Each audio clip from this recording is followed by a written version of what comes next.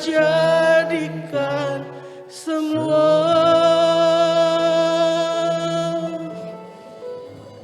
Kami bersyukur kehadirat-Mu ya Bapa, atas anugerah yang Kau berikan kepada kami saat hari ini Tuhan. Kami bisa hadir di tempat ini, kami bisa memuji-muji dan membesarkan nama-Mu ya Tuhan. Biarlah pujian ini menjadikan dupa yang berbau harum di hadapan Tuhan dan bisa menyenangkan hati Tuhan.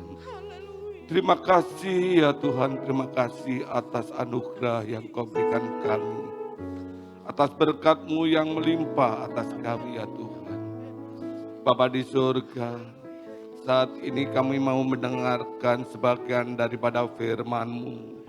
Berfirmanlah ya Tuhan melalui hamba-Mu. Sucikan setiap hati kami yang mendengarkan firman-Mu ya Tuhan. Sembunyikanlah hamba-Mu di balik jubah-Mu yang suci. Biarlah firman-Mu tertanam setiap hati kami. Dan kami percaya ya Tuhan, kami akan menurut akan firman-Mu. Terima kasih ya Tuhan, terima kasih. Kami siap mendengarkan firman-Mu. Di dalam nama Tuhan kami Yesus Kristus, sebagai Tuhan dan Juru Selamat kami. Haleluya. Amin. Puji Tuhan, saudara sekalian, selamat pagi. Selamat kita bertemu dalam kasih dan anugerah Tuhan. Terima kasih buat Tante, terima kasih buat keluarga Sugiono. Tuhan memberkati ya. Tiap tahun saya datang tentu kenal, nama saya Suandi, saudara sekalian. Asal dari Bandar Lampung, ya, membantu pelayanan di Sekolah Alkitab Palembang. Saya buka masker, saudara, ya. Maaf. Ya. Puji Tuhan, saudara sekalian. Kita langsung saja mendengar firman Tuhan. Mari kita buka Alkitab kita, saudara sekalian. Dalam 1 Korintus pasal yang ke-9, kita akan melihat ayat 26 dan 27. Dikatakan demikian, sebab itu aku tidak berlari, dikatakan tanpa tujuan. Dan aku bukan petinju yang sembarangan saja memukul, tetapi aku melatih tubuhku dan menguasai seluruhnya. Ya, sampai di situ saja saudara sekalian ya. Sekali lagi saya akan bacakan, sebab itu aku tidak berlari, dikatakan tanpa tujuan. Dan aku bukan petinju yang sembarangan saja memukul, tetapi aku melatih tubuhku dan menguasai seluruhnya. Puji Tuhan. Kalau kita membaca saudara sekalian pasal yang ke-9, di sana Paulus menjelaskan tentang dia punya hak, dia punya kewajiban, begitu ya. Tetapi hak dan kewajibannya itu dia abaikan, ya, demi pelayanan dia kepada Tuhan, ya. Untuk itulah dia menjelaskan hal-hal ini kepada sidang jemaat yang ada di Korintus, ya, dengan sebuah perumpamaan mengenai sebuah olahraga, ya. Bagaimana seorang pelari dan bagaimana seorang petinju yang akan masuk ke dalam sebuah pertandingan, dia harus melatih dan menguasai seluruhnya, ya. Dari kedua ayat ini saudara sekalian, saya ingin menjelaskan tentang hal ini, ya. Bagaimana atlet dan petinju ini harus memiliki satu kefokusan dalam kehidupan mereka. Fokus, kalau kita melihat saudara sekalian, tentu hal yang sering dilontarkan, disampaikan oleh seorang pelatih gitu ya kepada atletnya. Nah, hari ini final Indonesia Open. Saya cukup senang dengan pemainan bulu tangkis dan biasanya ada pelatih yang mendampinginya, begitu ya. Kalau seorang atlet yang tidak memiliki kefokusan dalam mereka bertanding, saudara sekalian, tentu apa yang dia miliki baik kemampuan, keahlian yang ada di dalamnya, bisa saja mengalami satu penurunan, bahkan dia tidak akan dapat menggunakan ya apa yang dia sudah latih, apa yang ada dalam kemampuannya dalam hidupnya. Sehingga saudara sekalian melihat hal ini, tentu seorang pelatih akan berteriak supaya atletnya itu memiliki satu kefokusan yang ada di dalamnya. Fokus saudara sekalian, kalau kita melihat dalam satu kehidupan orang Kristen juga adalah hal yang penting yang harus kita perhatikan dalam kehidupan kita. Karena kalau kita menjadi orang-orang yang fokus kepada Tuhan, maka tentu mata rohani kita itu terarah atau tertuju gitu ya, kepada satu sasaran, kepada satu tujuan yang akan kita capai dalam pengiringan kita kepada Tuhan. Tentu saudara pernah memperhatikan bagaimana kalau kita mengambil satu lensa dan menaruh kepada sinar matahari, saudara sekalian, ya lensa itu akan memantul ya. Kalau kita arahkan ke satu titik secara terus menerus saudara sekalian, maka dia akan mampu membakar ya titik yang kita arahkan kepada sinar yang memantul kepada lensa pembesar kepada satu arah itu. Dan kalau itu bahan yang mudah terbakar saudara sekalian, tentu dia akan menjadi hal-hal yang membahayakan sekitarnya karena akan mampu membakar sesuatu ya. Dan itu dimulai daripada fokus sinar matahari yang dipantulkan kepada kepada lensa pembesar itu. Dan kita melihat saudara sekalian ya, ini hal-hal yang penting dalam kehidupan kerohanian kita, bahwa kefokusan itu sesuatu yang harus kita maksudnya sesuatu yang harus ada dalam kehidupan kita sebagai orang-orang yang percaya kepada Tuhan. Tentu saudara sekalian, sebagai orang yang percaya yang hidup di hari-hari terakhir ini, ya tentu fokus kita harus tertuju kepada Tuhan. Ya, bagaimana kehidupan kerohanian kita, apakah hidup di dalam satu pertumbuhan iman kita kepada Tuhan. Karena apa? Tuhan menginginkan kita menjadi orang-orang percaya yang mencapai satu kedewasaan iman kita, dewasa rohani. Ya, Alkitab katakan kita harus menjadi serupa dengan Kristus. Ya, dan juga mengerjakan panggilannya dalam hidup kita sebagai orang-orang yang percaya. Dan kalau kita mengerti bahwa ini yang Tuhan kehendaki, ini yang Tuhan inginkan dalam satu kehidupan gereja Tuhan. Ya, di hari-hari ini, apalagi saya katakan kita sudah hidup di hari-hari terakhir, dan biarlah ini pun juga menjadi satu fokus kita, ya, yang kita terus arahkan kepada Tuhan. Nah, kita melihat saudara sekalian, ya, apa sih arti fokus? Fokus itu artinya begitu, ya. Orang fokus adalah orang yang tidak mendua hati. Orang yang fokus adalah orang yang dapat melihat dengan jelas. Orang yang fokus saudara sekalian tentu orang yang dapat memperhatikan, memusatkan perhatiannya, tenaganya, pikirannya ya kepada satu sasaran yang ada di dalamnya. Dan kalau kita melihat hal ini saudara sekalian, ya tentu yang harus menjadi satu pertanyaan saya dan saudara, ya apa yang menjadi fokus kita di hari-hari terakhir ini. Apalagi dengan adanya pandemi, adanya satu persoalan, adanya satu masalah. Seringkali ini menjadi satu sasaran dan pikiran kita. Dan akhirnya kita dibawa oleh satu kondisi yang dapat menghancurkan dalam hidup kita. Kita harus tahu bahwa inilah salah satu cara iblis ya untuk dapat menghancurkan kehidupan kekristenan kita, ya percaya kita kepada Tuhan, untuk kita dialihkan fokus kita kepada hal-hal yang ada dalam dunia, yang ada dalam persoalan yang datang dalam hidup kita, di mana kita terus mengarahkan fokus kita, perhatian kita, sasaran kita kepada satu persoalan, kepada satu pencobaan, satu keadaan-keadaan yang terus menekan dalam kehidupan kita, yang akhirnya tentu ini adalah cara mudah bagi iblis yang dapat menghancurkan di dalam hidup kita. Ya, Daud berkata begini dalam Mazmur 141 ayat yang ke-8. Tetapi kepadamulah dikatakan, ya Allah, Tuhanku dikatakan mataku tertuju. Padamulah aku berlindung. Ya, Daud katakan jangan campakkan aku dalam Mazmur 141 ayat yang ke-8. Kita melihat di situ bahwa Daud memiliki satu kefokusan yang dia hanya tujukan kepada Tuhannya.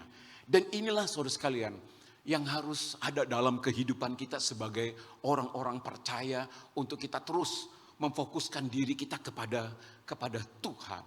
Paulus katakan di dalam 1 Korintus kalau kita melihat bagaimana seorang pelari, seorang petinju ya yang harus memiliki satu kefokusannya ya dalam dia masuk ke dalam sebuah pertandingan. Dan yang sebenarnya saudara sekalian, ilustrasi ini ingin Paulus jelaskan kepada sidang jemaat di Korintus supaya mereka mengarahkan ya kepada Tuhan dalam hidup mereka. Karena apa? Adanya satu masalah ya yang ada dalam kehidupan kekristenan daripada sidang jemaat yang ada di Korintus. Mereka orang percaya yang sudah dialihkan ya kepada kembali kepada hukum Taurat, apalagi lingkungan mereka itu adalah satu lingkungan yang tidak baik ya. Kalau kita melihat di latar belakang Korintus saudara sekalian ada satu penyembahan kepada satu dewi ya yang menuju kepada arah kepuasan daging mereka. Dan tentu saudara sekalian, keadaan-keadaan ini yang akan membuat kehidupan kekristenan mereka itu tidak kembali kepada Yesus, tidak fokus kepada Yesus. Maka itulah Paulus katakan kepada mereka untuk mereka menjadi orang-orang yang terus mengarahkan diri kepada Allah dalam kehidupan mereka, kepada Yesus yang telah menyelamatkan dalam kehidupan mereka, supaya mereka terus ada di dalam satu kefokusannya kepada Tuhan. Kenapa saudara sekalian? Kita harus fokus ya, karena fokus itu ada manfaatnya gitu ya dalam kehidupan kekristenan kita. Ya, saya melihat saudara sekalian, orang yang fokus itu manfaatnya adalah orang itu adalah orang yang tidak mudah lupa diri. Itu manfaat pertama. Ya, jadi orang yang fokus itu ya, orang itu tidak akan mudah dialihkan. Ya, oleh yang namanya satu kesuksesan yang datang dalam hidup dia. Ya, ada banyak orang saudara sekalian, kesuksesan itu dapat mengganggu ya tujuan hidup dalam hidup orang tersebut. Ya, ada banyak orang yang mencapai satu kesuksesan yang membuat dia menjadi orang-orang yang lupa diri dalam hidup mereka. Ya, saya ketemu seorang pemuda saudara sekalian. Kemarin di Surabaya dia bilang, mampir. Akhirnya saya mampir saudara sekalian. Dia menjelaskan bagaimana dia menjadi orang yang lupa diri. Orang yang anak muda yang cukup sukses saudara sekalian. Ya, kerja cukup baik dan lain sebagainya. Yang tadinya menjadi anak Tuhan yang setia kepada Tuhan saudara sekalian. Karena dia bergaul dengan pimpinan dan pimpinan mengarahkan dia kepada hal-hal yang tidak baik. Dan akhirnya dia jatuh kepada seks bebas dalam hidupnya. Dan ini mengganggu dalam hidupnya saudara sekalian. Melihat hal ini orang tuanya katakan, sudahlah tinggalkan pekerjaan, pulang. Dipaksa untuk pulang saudara sekalian. Dan akhirnya dia pulang ya. Dan dia kembali menata hidupnya untuk kembali kepada Tuhan. Dan kita melihat di saudara sekalian, secara umum gangguan terbesar dalam hidup kita adalah sebuah kesuksesan itu. Tetapi kalau kita menjadi orang-orang yang fokus kita kepada Tuhan, kita tidak menjadi orang-orang yang lupa diri. Kita tahu bahwa apa yang Tuhan berikan, apa yang Tuhan percayakan dalam hidup kita, baik itu secara materi yang berkelimpahan atau sesuatu yang cukup saudara sekalian. Kita tidak menjadi orang yang lupa. Kita tahu semua bahwa itu adalah merupakan satu anugerah Tuhan yang Tuhan percayakan dalam hidup kita. Karena apa saudara sekalian? Ya karena fokus kita hanya tertuju kepada Tuhan kita.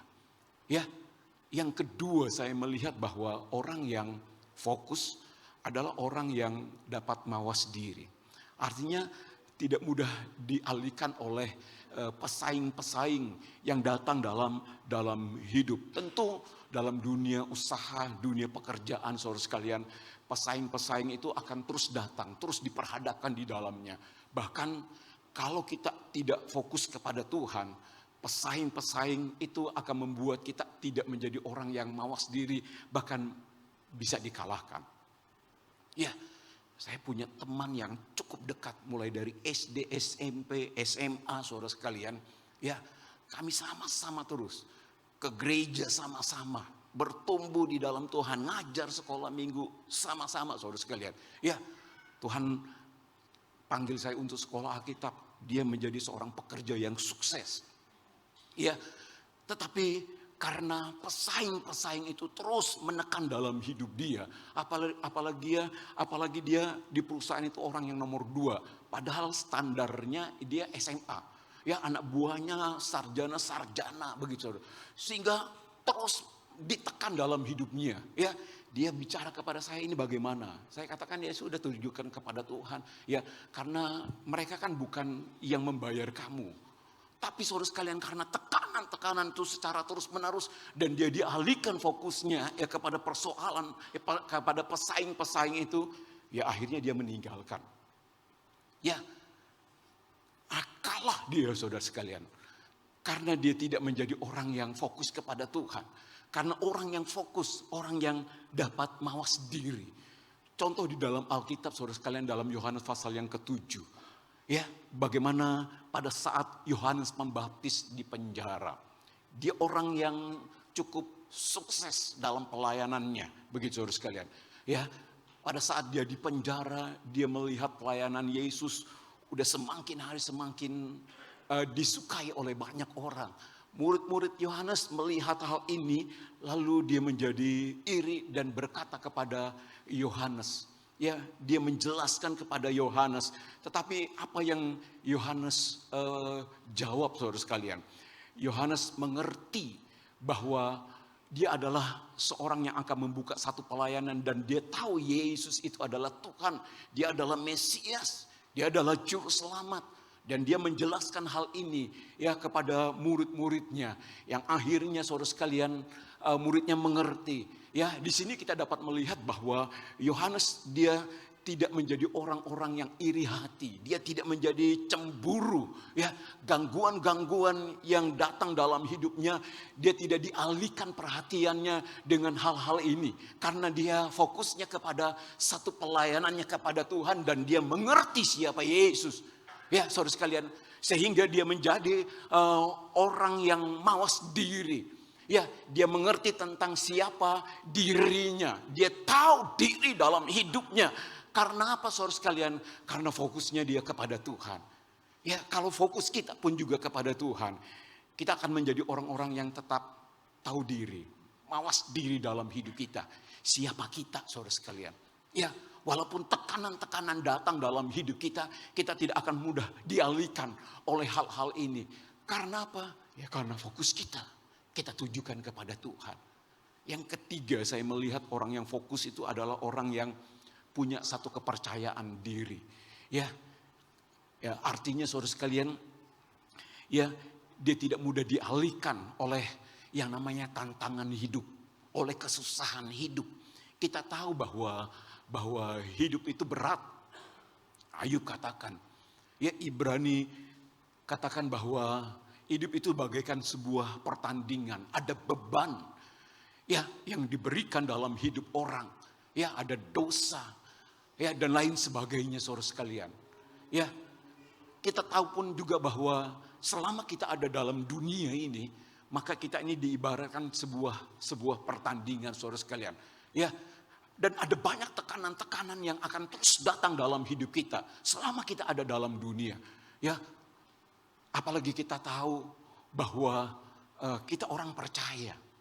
Paulus katakan dunia ini bukan tempat tinggal kita. Ya, karena kita ini menjadi warga negara kerajaan surga. Nah, cap ini saudara sekalian. Ya, kalau kita mengerti, kita akan tahu bahwa selama kita ada dalam dunia, tantangan ya itu akan terus datang dalam hidup kita. Dari kelompok yang kecil sekalipun sampai kepada kelompok yang besar, saudara sekalian. Persoalan dan masalah, ya, itu akan terus datang dalam hidup kita. Ya, dan kalau kita tidak berfokus kepada Tuhan kita, saudara sekalian, maka kita akan menjadi orang-orang yang mudah dialihkan oleh persoalan, oleh tantangan yang datang dalam hidup kita. Ada banyak orang yang menjadi kalah, saudara sekalian, dengan persoalan, dengan tantangan, dengan apa yang datang dalam hidupnya.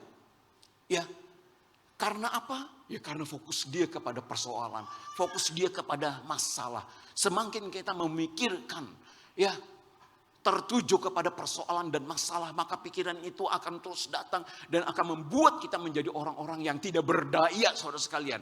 Ya, kita tidak akan dapat melihat mujizat Tuhan, pertolongan Tuhan Allah yang besar dalam hidup kita.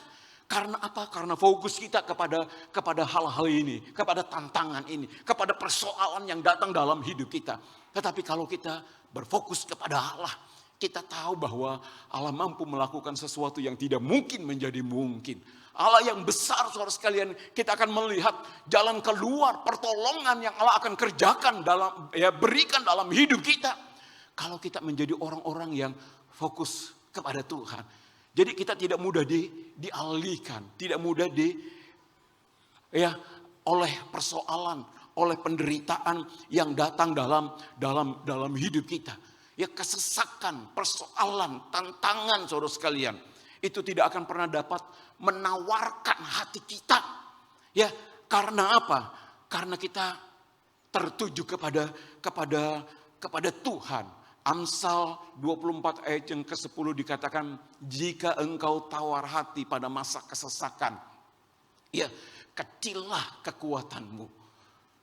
Kita melihat, saudara sekalian, ya, apalagi kita tahu bahwa kita adalah manusia yang punya kemampuan terbatas. Semakin kita kenal seseorang, semakin kita tahu kelemahan yang ada dalam hidup orang tersebut.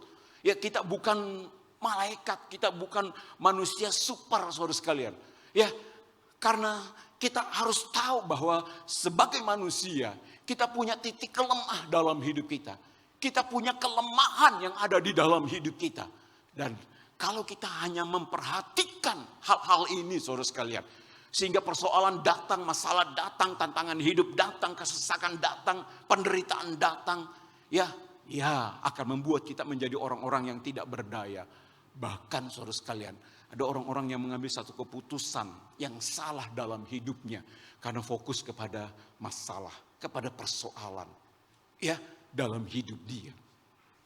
Ya, tetapi kalau kita kembali fokus kita kepada Tuhan, saudara sekalian, ya, kita akan melihat hal-hal yang besar yang Allah akan kerjakan, ya, Allah akan berikan dalam hidup kita. Karena apa? Karena fokus kita yang membuat kita tidak akan pernah dapat dialihkan, ya, oleh hal-hal yang datang dalam hidup kita. Karena arah tujuan kita itu hanya kepada Tuhan. Ya, yang keempat saya melihat bahwa kalau kita menjadi orang-orang yang fokus, saudara sekalian, maka kita akan tidak mudah digoncangkan oleh satu kehidupan yang datang. Yang artinya bahwa adanya kedamaian, adanya kesejahteraan dalam hidup kita. Walaupun di tengah-tengah badai sekalipun, saudara sekalian, ya, kita tidak pernah kehilangan sukacita kita, kehilangan kedamaian kita. Karena apa? Karena fokus kita itu kepada Tuhan. Nah, ini yang dimaksud oleh Paulus kepada sidang jemaat, supaya mereka memperhatikan, ya, dalam hidup mereka sebagaimana seorang pelari dan seorang petinju. Ya, tentu kalau kita mengerti bahwa betapa pentingnya fokus kita ini kepada Tuhan, saudara sekalian, ya, dalam kehidupan kerohanian kita di hari-hari ini. Ya, sehingga kita tidak akan mudah dialihkan oleh hal-hal yang datang dalam hidup kita. Karena kita tahu bahwa Allah menginginkan kita menjadi orang-orang yang terus mencapai satu kedewasaan di dalam Tuhan, bertumbuh di dalam Tuhan, mencapai satu kesempurnaan di dalam Tuhan. Tuhan katakan, ya, harus menjadi segambar dan serupa dengan Tuhan. Hal yang tidak mudah, saudara sekalian. Ya, hal yang tidak gampang untuk kita mencapai hal ini. Tetapi saudara sekalian, kita punya Tuhan, kita punya Roh Kudus. Ya, kita sudah merayakan hari Pantekosta. Bagaimana kedahsyatan Roh Allah dalam hidup kita. Ya, kalau dia terus bekerja, kita mengaplikasikan, menghidupkan hal-hal itu, kita akan melihat hal-hal yang besar yang Allah akan kerjakan di dalam hidup kita. Kalau kita mengerti bahwa kefokusan itu sesuatu yang penting. Ya, seorang pelari, seorang petinju, mereka pun juga harus melakukan hal ini. Maka itulah Paulus katakan dalam ayat yang ke-27, aku melatih tubuhku dan aku menguasai seluruhnya. Untuk melatih dan menguasai seluruhnya, saudara sekalian, maka diperlukan yang namanya kedisiplinan. Ini cara untuk kita menjadi orang-orang yang fokus kepada Tuhan. Ya, kita harus tahu bahwa tanpa kedisiplinan itu, saudara, itu kapasitas kita itu tidak akan pernah dapat bertumbuh, bahkan tidak akan mencapai satu hal yang maksimal. Ya, tetapi sebaliknya, kalau kita menjadi orang-orang yang disiplin, saudara sekalian, maka kita akan melihat bahwa ada satu kapasitas yang terus bertumbuh dalam hidup kita. Ya, bahkan kita dapat mencapai hal-hal yang maksimal karena apa yang Tuhan inginkan dalam hidup kita. Karena orang yang disiplin, saya melihat bahwa hal-hal yang tidak mungkin itu akan menjadi mungkin. Karena dia punya satu kedisiplinan. Ya, orang-orang yang disiplin, saudara sekalian, maka kemampuannya itu akan semakin hari semakin meningkat dalam hidupnya. Ya, kita dapat buktikan ini ya di semua bidang dalam hidup kita.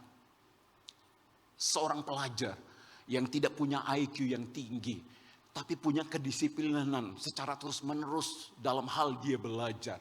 Ya, dia akan mampu bersaing dengan orang yang punya IQ yang cukup baik, saudara sekalian.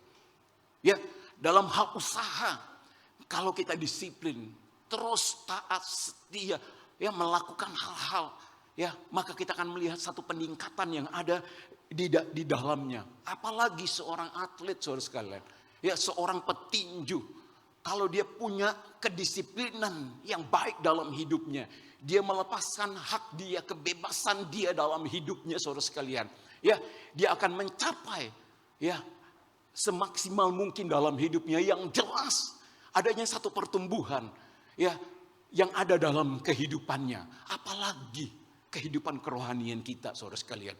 Ya, kalau kita menjadi orang-orang yang disiplin, ya dalam hal kita berbakti kepada Tuhan, ibadah hal yang utama, dan kita melihat di situ ada janji-janji Tuhan yang Tuhan kerjakan, Tuhan berikan dalam hidup kita, saudara sekalian. Ya, bukan saja penyakit dilalukan, ada berkat, ada pertolongan, ada mujizat yang Allah akan kerjakan di dalam hidup kita. Kalau kita terus disiplin, ya menyembah Dia, memuji Dia, saudara sekalian, ya membaca firman Tuhan, mendengar, lalu disiplin melakukannya dalam hidup kita. Ya tentu, saudara sekalian, kalau perkara-perkara dunia akan meningkat, terlebih kehidupan kerohanian kita pun juga akan mencapai satu peningkatan. Karena kedisiplinan itu akan membuat sesuatu yang tidak mungkin menjadi mungkin. Ya, karena iman kita akan terus bertumbuh di dalam Tuhan. Iya, disiplin itu kalau kita melihat dari asal katanya itu sama dengan orang yang disiplin itu adalah seorang murid, saudara sekalian. Ya, tentu kita dapat melihat, saudara sekalian, sebagai seorang murid, ya dia harus belajar. Ya, kita pun tahu bahwa saya dan saudara ini adalah murid-murid Tuhan. Nah, seorang murid, kita melihat, saudara sekalian, ya tentu harus mencapai dalam hal ini, ya belajar dalam hidupnya. Ya, kalau saya melihat, saudara sekalian, apa yang Paulus paparkan, ya tentang hak dan kewajiban, ya dalam ayat pasal yang ke-9 ini, saudara bisa melihat ayat yang ke-23, ya ada aspek-aspek yang harus Paulus lakukan. untuk dia menjadi orang-orang yang punya satu kedisiplinan. Dia tahu bahwa dia harus memiliki target yang jelas ya dalam hidupnya. Ya, target itu harus dilakukan dengan sungguh-sungguh. Ayat yang ke-24 kita melihat di situ saudara sekalian, dia harus mampu menguasai diri.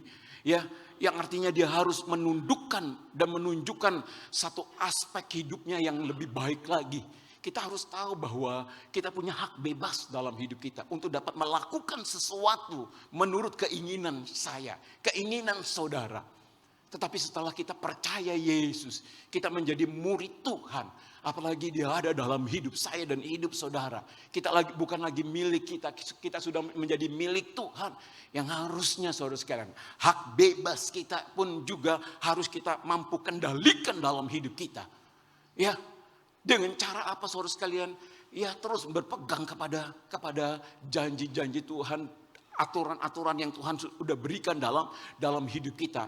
Nah, seorang pelari, seorang petinju pun juga begitu saudara sekalian. Dia punya hak. Ya, dia bisa saja ambil waktu untuk kalau dia masuk ke dalam pusat latihan, pergi keluar untuk makan menurut kemauan dan kehendaknya. Tetapi saudara sekalian, kalau dia melepaskan hak itu, dia terus melakukan hal-hal yang menurut aturan untuk meningkatkan satu kapasitas yang ada di dalamnya, maka hal-hal itu akan menjadi berhasil dalam hidupnya. Dalam pasal 9 ayat yang ke-15 Paulus katakan, aku tidak mempergunakan satupun dari hak-hak itu. Ya, dia tidak menggunakan hak ya dalam hidup dia. Karena dia tahu bahwa dia harus terarah kepada Tuhan dalam hidupnya. Dan ini yang Paulus lakukan saudara sekalian. Yang Paulus inginkan juga dalam kehidupan daripada orang-orang Kristen yang ada di Korintus. Ya, supaya mereka menjadi orang-orang yang ada dalam satu kedisiplinan untuk mencapai satu kefokusan dalam hidupnya. Karena disiplin saudara sekalian, saya katakan syarat untuk menjadikan kita menjadi orang-orang yang berhasil di dalam Tuhan. Untuk mencapai satu target yang Allah inginkan dalam hidup saya dan hidup saudara. Maka itulah kita harus ada dalam satu kedisiplinan. Ya, saya senang dengan satu kata, disiplin itu bukan sebuah perjuangan. Disiplin itu adalah satu respon. Ya, serasi kita itu dengan Roh Kudus. Ya, kalau kita berjuang dengan kekuatan kita yang punya keterbatasan saudara sekalian. Kalau kehidupan kita itu menserasikan dengan Roh Allah yang ada dalam hidup saya dan hidup saudara, maka dia akan memampukan kita. Karena Roh Allah akan memimpin dan menolong kita untuk mencapai satu sasaran ilahi dalam hidup kita. Sehingga saudara sekalian, kita akan dapat mencapai satu keberhasilan di dalam Tuhan. Dan kita melihat saudara sekalian, ini hal yang penting dalam hidup kita. Ya, di hari-hari terakhir ini. Ada satu ilustrasi yang saya baca saudara sekalian ya. Jadi ada seorang anak pemuda, kalau dia pergi ke gereja dengan keluarganya, ya, dia tidak fokus kepada ibadah, pada fit lain sebagainya. Ya, dia hanya fokus kepada orang-orang yang ada di sekitarnya. Apalagi di kota besar, saudara sekalian, sangat-sangat jarang menggunakan Alkitab secara yang dicetak oleh Lembaga Alkitab Indonesia. Ya, ada ditaruh di HP. Ya, saya pun juga begitu saudara sekalian. Ya karena apa? Ya soal mata saja. Ya, mata semakin hari semakin mengalami kesulitan. Sehingga kalau baca Alkitab enak di HP bisa dibesarkan. Ya, dia melihat bahwa ya ada banyak orang yang tidak fokus kepada apa ya yang datang dalam hal ibadah. Dia hanya menyodorkan tubuhnya saja saudara sekalian. Ya, dalam hidupnya. Ya, akhirnya dia mengambil satu keputusan, kepada orang tuanya, "Pak, ini minggu terakhir untuk saya datang ke gereja." Ya, ayahnya katakan, "Kenapa?" Ya, dia menjelaskan tentang, "Aduh, di gereja itu begini-begini dan lain sebagainya," saudara sekalian. Akhirnya ayahnya katakan kepada anaknya ini, "Ya, tapi ada satu syarat." Ya, ayahnya ambil gelas, taruh di tangannya, dituangin airnya sampai penuh, saudara sekalian. Lalu dia katakan kepada anaknya, "Ya, pada saat memuji Tuhan, mendengar firman, kamu boleh mondar-mandir di belakang. Ya, tapi syaratnya jangan tumpah." Akhirnya saudara sekalian, anak itu lakukan. Saat memuji Tuhan, saat mendengar firman, dia lihat, dia hanya fokusnya itu kepada air. Dan setelah ibadah selesai, ayahnya katakan, "Tumpah enggak?" "Tidak. Karena arahkan saya itu hanya kepada air." Ya, lalu ayahnya katakan, "Begitupun juga kalau kamu pergi ke gereja. Jangan arahkan kepada ini, kepada orang ini, apalagi orang-orang yang menyakiti hatimu dan lain sebagainya. Ya, coba arahkan kepada Yesusmu, kepada Tuhanmu. Ya, kamu akan melihat hal-hal yang besar di tengah-tengah ibadah." Karena Timotius katakan ada berkat di tengah-tengah ibadah itu. Dan akhirnya dia mengambil keputusan untuk hal itu dan tidak meninggalkan gereja. Dia bertumbuh di dalam Tuhan. Nah, saudara sekalian, hari-hari ini pun juga kita harus berfokus kita kepada Tuhan. Kalau fokus kita kepada orang ini, orang ini, sudah saudara sekalian, kita dapat dilemahkan, bahkan akan mengambil keputusan seperti anak muda ini. Ya, kita akan kehilangan arah. Apalagi kita tahu kita hidup dalam dunia ini tempat sementara dalam hidup kita.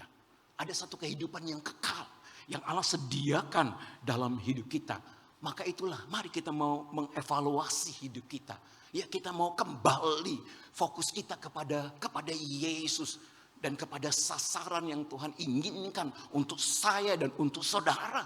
Kalau kita mencapai hal-hal ini, saudara sekalian, ya, maka kita akan menjadi orang-orang percaya yang bertumbuh, ya, ke dalam Tuhan.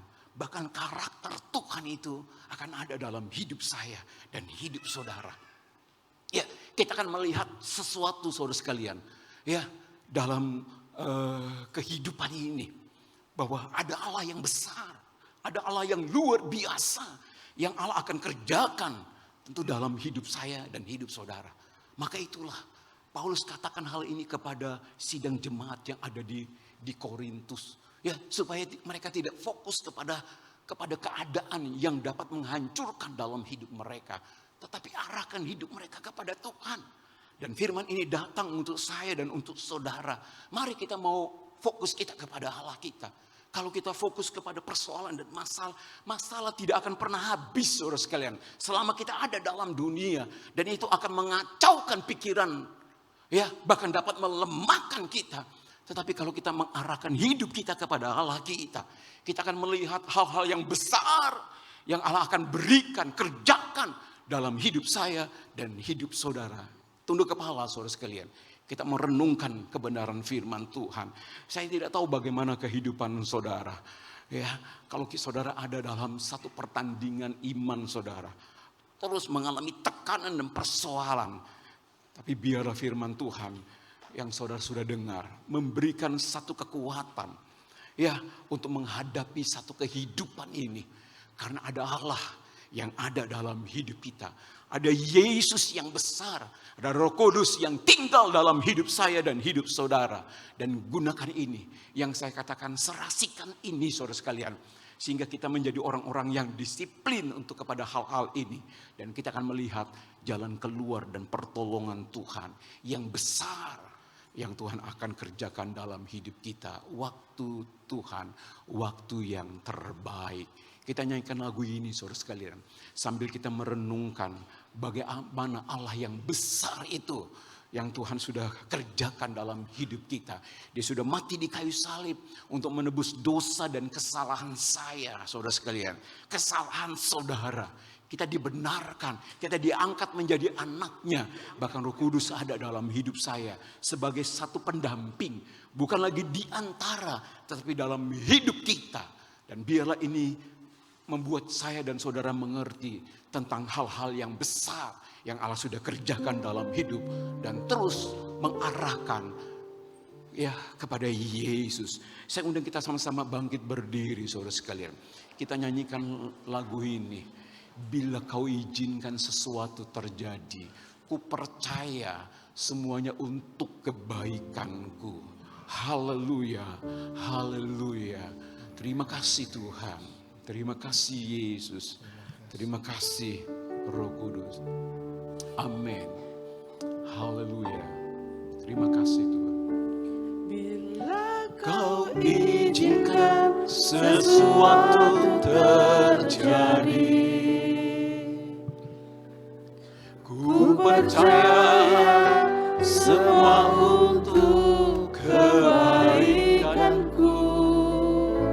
Bila nanti telah tiba waktumu, ku percaya kuasa-Mu memulihkan hidupku. Bila kau izinkan, mari saudara sekalian, kita mau melatih hal ini, melatih hidup kita, sehingga kita mampu menguasai. Ini memerlukan satu kedisiplinan, harus kita kerjakan dalam hidup kita. Haleluya, haleluya, haleluya. Amin. Terima kasih Tuhan. Terima kasih Yesus.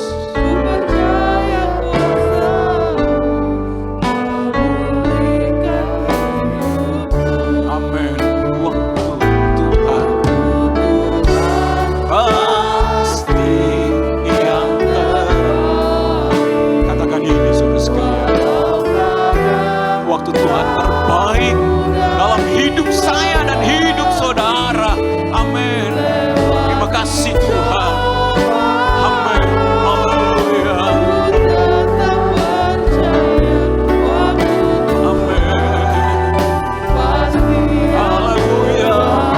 Waktu Tuhan pasti yang terbaik.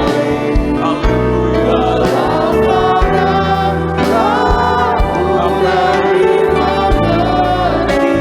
Terima kasih Tuhan. Terima kasih Yesus. Terima kasih Roh Kudus. Haleluya. Singkat nyanyikan lagu ini sidang jemaat, merenungkan firman Tuhan. Mari saudara bisa berdoa kepada Allah. Aku mau berubah Tuhan, mau berfokus mengarahkan hidup kami hanya terus kepada Engkau. Haleluya. Bukan kepada masalah, bukan kepada tantangan, bukan kepada penderitaan yang terus datang dalam hidup kami. Kami mengarahkan kepada Engkau. Waktu Tuhan.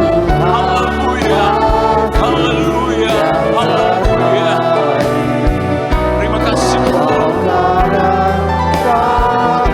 Amin. Glory bagi-Mu. Terima kasih Tuhan. Waktu Tuhan. Saudara bisa angkat tangan yang ingin didoakan. Saya akan berdoa untuk saudara. Bapa kami dalam surga, dalam nama Yesus, kami bersyukur buat apa yang Tuhan sudah berikan bagi kami semua. Kami mau terus mendisiplinkan hidup kami, sehingga kami terus mengarahkan hidup kami hanya kepada Engkau. Kami akan melihat pertolongan dan mujizat Tuhan yang Tuhan akan kerjakan dalam hidup kami. Dan biarlah firman-Mu menjadi rema dalam hidup kami. Kami hidupkan dalam hidup kami. Kami berdoa buat sidang jemaat Tuhan yang mengalami kelemahan tubuh dalam hidup mereka. Kalau mereka sakit, Tuhan sembuhkan. Kalau mereka mengalami kesusahan, Tuhan hiburkan. Kami yakin dan percaya ada jalan keluar yang Allah akan kerjakan dalam hidup mereka. Kalau usaha mulai menurun, Tuhan angkat kembali dalam hidup mereka. Biar mereka terus berfokus kepada Allah. Karena ada mujizat, ada pertolongan dalam nama Yesus. Pertolongan dan berkat Tuhan turun di tengah-tengah sidang jemaat Tuhan. Bagi yang mengangkat tangan, turun tangan dalam hidup mereka dan menjamah mereka. Terima kasih buat semuanya Tuhan. Terima kasih biarlah firman-Mu terus ada dalam pikiran kami dan kami hidupkan dalam hidup kami. Kami taruh dalam hati kami semua. Terima kasih, berkati hamba-Mu dan berkati kami semua. Dalam nama Yesus kami sudah berdoa. Haleluya. Amin. Silakan.